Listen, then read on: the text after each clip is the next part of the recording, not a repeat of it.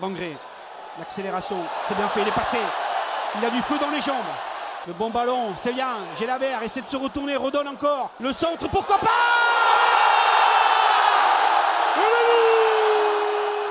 Tout d'abord les gars, je vais tifo des Indians qui répondra sur le dernier de 2022 qui était vraiment magnifique avec cet alien encore qui était présent, encore un gros travail de nos ultras. Le TF qui démarre de la plus belle des maniaques, la version du score de Magri sur un centre de Gélabert. À noter la belle récupération de Mawissa, et d'ailleurs ce dernier mettra un ballon de la tête dans le pied de Wissam Ben Yedder qui égalise et doublera la mise quelques minutes plus tard sur penalty.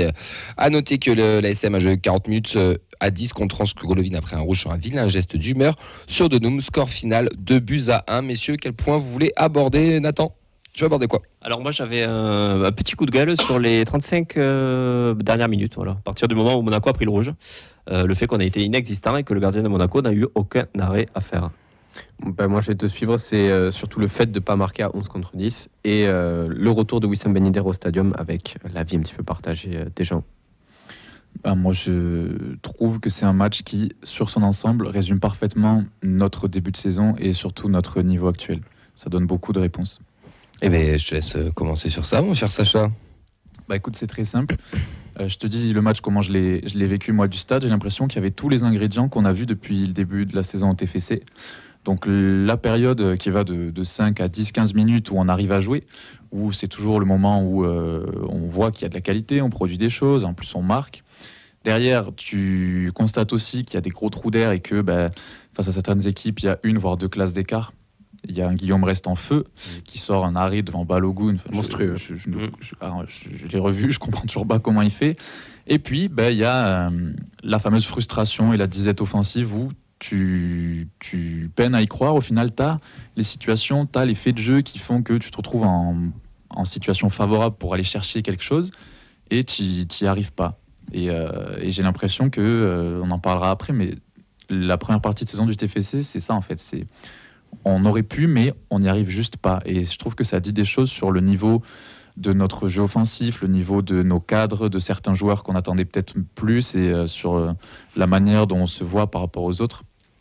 Il y a des choses qui mentent pas. Et je veux dire, un match comme celui d'hier, on aurait dû aller chercher l'égalisation, on aurait même peut-être dû le gagner quand on voit le déroulé de la seconde mi-temps. Et pour moi, ça sera du juste défait, quoi.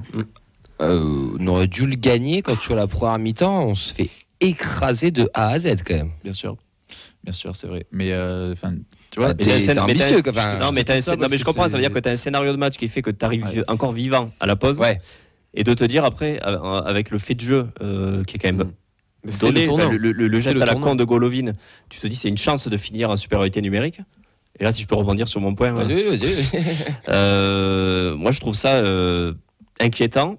Alors après, c'est des schémas de jeu qui fait que dès qu'on se retrouve à faire le siège devant la défense adverse, quand on est face à des blocs bas, Monaco a bien joué le coup. Hein. Ça faisait les fautes intelligentes, ça cassait le jeu comme il fallait, ça nous laissait pas d'espace. Et nous, quand on n'a pas ça, c'est pour ça que je dis, moi, c'est les blocs bas en général qui nous gênent. En Europe, on est plus libéré, les équipes elles jouent plus haut, il y a plus d'espace, ce qui fait que dans les attaques placées, on est un peu meilleur. Là, on fait du handball. Mais malheureusement, ça débouche sur rien. Et au bout de 5 minutes, là, quand on a été en supériorité numérique, je me suis dit, on marquera jamais.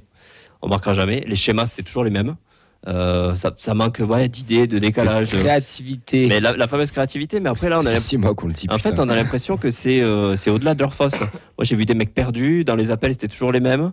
La solution, elle était jamais trouvée. Les seules occasions qu'on a eues avec Soiseau en fin de match, là, putain, ça même pas foutu de cadrer, quoi. Moi, ça m'inquiète par rapport à ça, quoi. Après, moi, j'aurais pas mis une pièce sur ce match-là parce que je sais que Monaco, vous étiez supérieur. Tu vois, justement, d'abord le match, tu te dis c'est Monaco, tu t'y crois pas vraiment, et le déroulé du match fait que tu te dis ok, là il faut, c'est maintenant, t'es 11 contre 10, t'as qu'un but à remonter, alors que les mecs ils t'ont marché dessus pendant 30 minutes en première, et t'y arrives pas. Et c'est cette frustration-là, j'ai l'impression de vivre ça à chaque fois que je sors du stade maintenant, quoi. Tu vois, hors Coupe d'Europe, et c'est symptomatique de quelque chose. Et pareil, tu fais un premier quart d'heure encourageant, où dans le duel, tu es là, tu as de la présence, tu as des décalages intéressants. Je te parle sur le premier quart d'heure. Pour moi, à part notre but, la première mi-temps n'a absolument pas existé, moi je trouve. Que premier quart d'heure, première 20 minutes, 30 minutes, on s'est fait défoncer. Très haut aussi. Il y avait des belles idées. Après, on a arrêté de. Pareil, au bout d'un quart d'heure, arrêté de jouer, on a subi. Ouais, moi, je vais te suivre, Nathan. Suis-moi. Déjà, je pense qu'on est tous d'accord pour dire que. Qui m'a dit tout à l'heure. Comment vous voulez que j'enchaîne? Pardon, désolé. Non, je pense qu'on est tous d'accord déjà pour dire que Monaco, c'était une équipe qui était supérieure à nous, avec une mécanique qui était vraiment bien huilée. Mais le fait de jouer quand même en supériorité numérique pendant 40 minutes parce que tu cotes le temps additionnel en plus, 40 minutes, c'est quand même une moitié de match. Mais c'est surtout qu'est-ce que tu as fait pendant ces 40 minutes, c'est ça le problème. Et je crois que tu as une belle stat à nous annoncer. Voilà. Bon, ça, on en parlera après, mais sur ce match-là, je trouve qu'on ne peut pas leur reprocher un manque d'envie, parce qu'il y avait l'envie, il y a quand même eu la volonté d'attaquer avec des vagues. Il y avait la déficience technique, je reprends les mots de Fred, mais je pense que sur ce match-là, contrairement à Rennes, on ne peut pas leur reprocher un manque d'envie, ou le fait de ne pas avoir assez tenté. Mais alors, je peux te couper 2 secondes. Oui. Tu viens de parler de manque de technique. Oui. Et ça, moi, je suis entièrement d'accord. Alors, on a parlé beaucoup de Gelabert dans l'émission. Je sais Vincent qui n'est pas là ce soir, je sais qu'il le défend énormément. Je l'ai pas mal regardé parce que j'ai vu le match en replay. Dans ses déplacements, il est super intéressant, il est super intelligent et tout. Oui. Mais balle au pied, il ralentit le jeu de ouf. 1, 2, 3, 4 touches de balle. Des fois, ça met pas le bon contrôle dans le bon sens du jeu. Enfin, techniquement, il a du mal. Et je trouve qu'il a l'image de cette équipe-là. C'est que techniquement, on a des joueurs. Quand tu vois Monaco, je suis désolé, il y a un step, quoi. Par contre, je suis désolé, mais par rapport à Gelabert aussi, qu'on arrête avec ça, il a pris un coup d'épaule, il est tombé de Minamino quand même. Non, mais c'est pour te montrer aussi que physiquement, dans l'impact, dans le duel, à un moment donné. Non, mais c'est grave. Enfin, je trouve que c'est grave dans cette intensité de. On a des joueurs faire bouffer, quoi, partout. Qui se projettent pas non plus. Enfin, putain, je sais pas, il nous manque un truc. Non, mais déjà, le problème, c'est que sur ce match-là, sur les 40 dernières minutes, j'avais l'impression, on en a parlé juste avant, c'était un match de handball. On fait que tourner autour de la surface. On fait des passes de gauche à droite. Tu frappes quand même. Voilà, mais on fait des passes de gauche à droite. Il y en a un qui tente un centre raté, le gardien l'arrête, il relance. Pareil, on revient en attaque, on fait le tour de la surface sans jamais percer. On fait encore un centre raté, le gardien le raccorde. Et c'est ça en permanence. Et c'est pour ça que moi, je me pose une question, et ça fait surtout depuis 2 matchs. Pourquoi personne ne tente sa chance de loin? Pourquoi? Mais peut-être qu'il y a des consignes. Hein. Il y a un exemple criant en première période où Donou met le ballon, ou en première période, où Donou met à l'entrée de la surface, il va pour armer et au dernier moment il fait une passe. Pourquoi tu la tentes pas? Enfin, frérot, vas-y, tu vois. Et peut-être qu'il y a des consignes ou d'un moment, je vois pas d'autre solution. Le problème, c'est qu'il y en a certains, on a l'impression qu'ils veulent rentrer dans les cages avec le ballon. Ouais, non, mais je suis d'accord, peut-être qu'on ne sait pas tirer. Non, mais tu fais du Barça d'époque, sauf que ça marche quand tu as des joueurs. Non, mais je sais pas, t'as une frappe qui est contrée, tu peux essayer de gratter un corner ou tu tentes quelque chose après. Mais je crois que c'est Nicolas Hyssen, à un moment, qui se retrouve dans la surface, ou je sais plus, un gaucher, Suazo, je sais plus qui, le ballon lui revient dessus. Et il fait un contrôle avant de vouloir allumer. Enfin, et quand tu allumes, en fait, tu as ton ballon qui est renvoyé dans l'axe, tu as une défense qui est déséquilibrée aussi. Tu crées du mouvement, tu crées de la panique dans la défense. Et là, en fait, Monaco attendait. Monaco connaissait le système. La stat, parce qu'elle est effrayante. Ouais, alors la stat, justement, on en a longtemps parlé. Le TEF s'est longtemps frotté au rocher sans jamais céder. Wow. Nos violets ont été trop inoffensifs.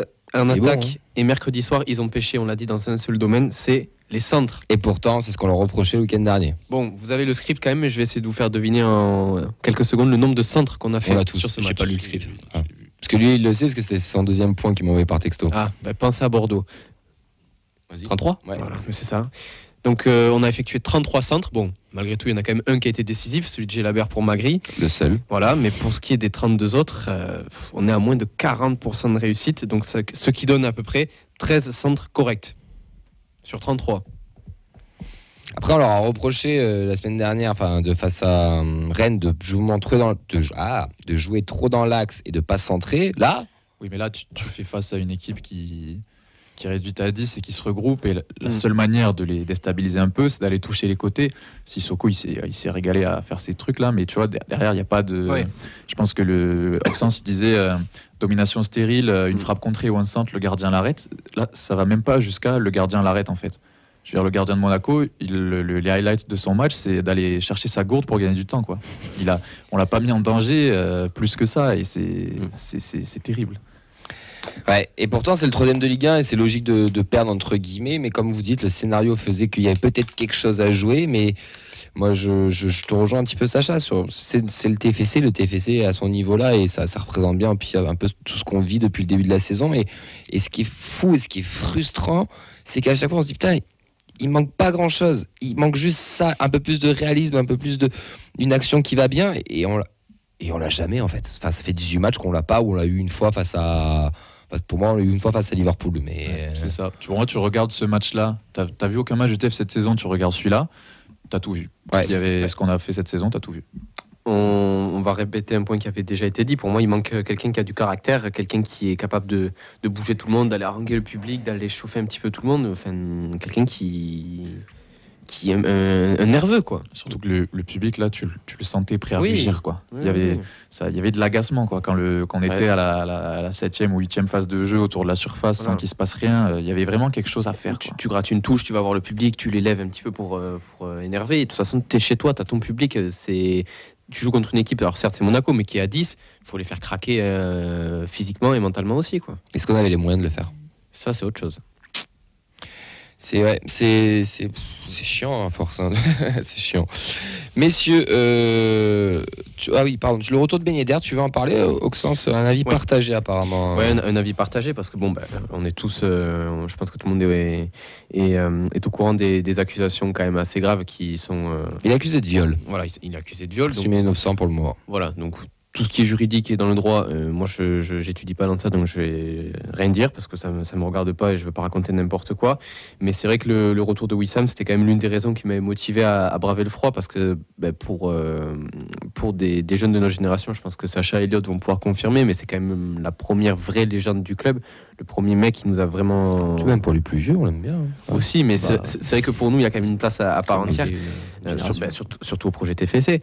Mais c'est vrai que voilà, il nous a fait mal, un doublé clinique.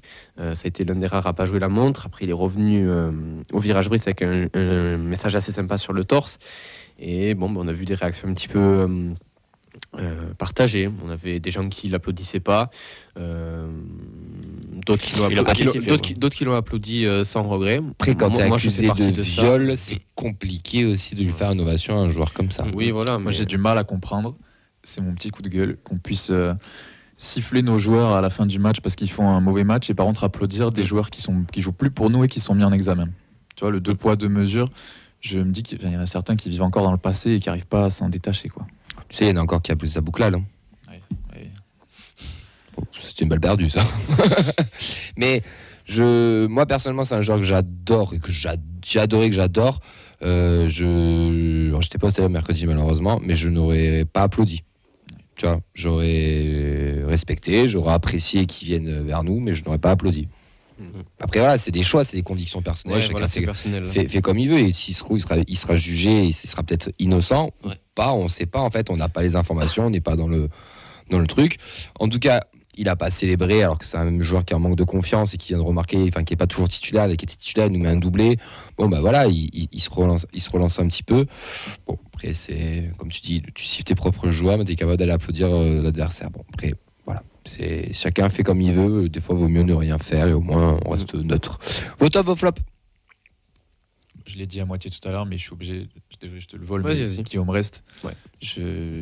Guillaume Rest, je crois qu'il est dans l'équipe type de la mi-saison, d'ailleurs. Oui. Et je trouve ça mérité. Bon, il y a des grands gardiens en Ligue 1, mais tout le monde l'a vu émerger. Et c'était prévu tout ça. On le disait depuis des années, et voir que c'est vrai, ça marche. il confirme, il explose. C'est pas que ce soit le manager, quoi. Il a tellement d'attitude, tellement de sérénité qui se dégage de lui, et l'arrêt qu'il fait devant Balogun, moi je m'en rappellerai toute ma vie, quoi.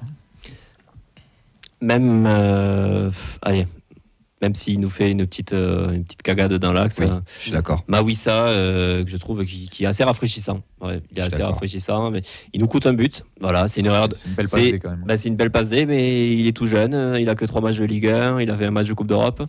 Moi, j'ai envie d'excuser et de me dire, il nous l'a fait là, voilà. Mais espérons que ce soit un acte pour lui qui va l'aider justement à plus réitérer ce genre de faute. Donc allez, un top d'encouragement pour Mawissa, même s'il nous a coûté un but. Moi, j'aurais rajouté un joueur qu'on critique depuis son retour parce qu'il n'est pas à la hauteur et qui, là, je trouve, a été vraiment bon. C'est Spearings. On n'a pas vu le même match. Hein. Ah non, je t'assure que pourtant, et même moi j'étais le premier surpris, mais dans le duel, dans la récupération de balles, je l'ai trouvé très, très prompt à mettre le pied.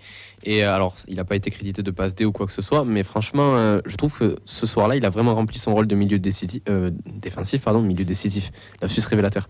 Mais franchement, sur ce match-là, il m'a vraiment surpris et je trouve que c'est une bonne idée de le mettre en top parce que ça peut l'aider à trouver une nouvelle dynamique. Et honnêtement, sur ce match-là, je pense qu'il mérite d'être C'est ton droit, moi je le mets pas. Si Auxence t'a contrarié, Camille, je le mute. C'est comme tu veux. Non, moi, tu vois, alors, si tu dois en mettre en touch, je mettrais plus Caceres. Plutôt. Parce que le Spearings de l'année dernière, c'est Caceres. Le mec de l'ombre de cette année qui fait pas de bruit, mais qui est ultra important et qu'on a du mal à le voir. Pour moi, c'est Caceres. C'est celui qui est plus attendu maintenant, Spearings. Alors que l'an dernier, on savait qu'il avait les deux devant. Peut-être. En flop, les gars. Moi, je rajoute un dernier top. Vas-y. C'est la dernière des DRS. Ouais, oui. Parce qu'ils ont quand même vachement assuré. Et, ça a été une année folle et en même temps un peu compliquée. Mais ils sont répondus, présents à chaque fois. Et ils ont conclu ça d'une très belle manière. C'est l'année des plus beaux tifos de l'histoire des Indians, je pense. Autant et des aussi gros, oui, je pense. Ouais, et puis, celui du Capitolium au Stade de France, on n'en reverra quasiment jamais. Si, l'année prochaine. Pourquoi? Croisons les doigts. Tu fais partie des gens qui veulent perdre à Chambéry? Moi, je vais au Stade de France encore. Attends, tu vas voir le tifo à Lisbonne alors. Ouais, allez. Ah, oui, ça. Vos flops rapides. Alors, Vas-y. pour moi, l'animation offensive. Voilà, si j'ai une phrase à dire, si j'ai envie d'aller voir un match de hand, je ne veux pas les décevoir. Voilà. Excellent. Je sais pas si j'ai un flop, j'ai l'impression que personne n'a vraiment été dangereux et en même temps personne n'a été cata non plus. Mais au milieu, on a perdu trop de duels. Derrière, on dégageait un peu avec la panique. Sissoko a fait ses petits dribbles. De l'autre côté, Donum a été un peu moins en vue. Voilà. Donc, allez, peut-être le côté droit offensivement, je dirais. Ouais, c'est ça. J'ai beau l'apprécier. J'avoue que sur ce match, Donum m'a un petit peu déçu. Alors on est bien d'accord, c'est le seul qui tente, c'est le seul qui essaie quand même d'apporter quelque chose devant, de provoquer. Mais c'est vrai que sur ce match, j'ai trouvé qu'il y avait trop de pertes de balles, trop de ballons perdus inutilement. Donc un peu dommage. Alors en flop, on a une petite blague de l'ami Charles qui nous dit j'ai la berre. C'est Alain Chabat dans le film Didier, à l'ouest, mais technique. Excellent, ça, excellent. Gélabert, en tout cas, c'est le seul qui apporte de la créativité. Et c'est un petit peu compliqué de tout porter sur ses épaules. Mais on a une équipe qui est 16e, en tout cas en bouclant cette demi-saison de Ligue 1 à 18.